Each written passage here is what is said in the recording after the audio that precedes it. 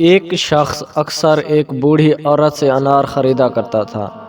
وزن و پیمائش اور قیمت کی ادائیگی سے فارغ ہو کر وہ انار کو چاک کرتا اور ایک دانہ اپنے منہ میں ڈال کے شکایت کرتا کہ یہ تو کھٹے ہیں۔ یہ کہہ کر وہ انار اس بوڑھی عورت کے حوالے کر دیتا۔ وہ بزرگ عورت ایک دانہ چکھ کے کہتی، یہ تو بالکل میٹھا ہے، مگر تب تک وہ خریدار اپنا تھیلا لے کر وہاں سے جا چکا ہوتا۔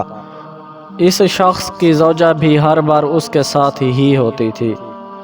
اس کی بیوی نے پوچھا، جب اس کے انار ہمیشہ میٹھے ہی نکلتے ہیں تو یہ روز کا ڈرامہ کیسا؟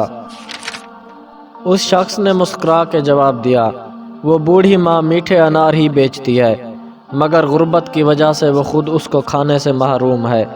اس ترکیب سے میں اس کو ایک انار بلا کسی قیمت کے کھلانے میں کامیاب ہو جاتا ہوں۔ بس اتنی سی بات ہے۔ اس بوڑھی عورت کے سامنے ایک سبزی فروش عورت روزانہ یہ تماشا دیکھتی تھی۔ سو وہ ایک دن پوچھ بیٹھی، یہ آدمی روزانہ تمہارے انار میں نقص نکال دیتا ہے اور تم ہو کہ ہمیشہ ایک زائد انار وزن کرتی ہو، کیا وجہ ہے؟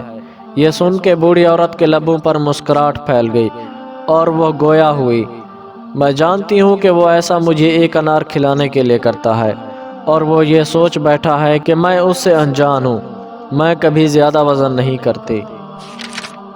یہ تو اس کی محبت ہے جو ترازو کے پلے کو بوجھل کر دیتی ہے، اور میں ایک انار زیادہ تولتی ہوں۔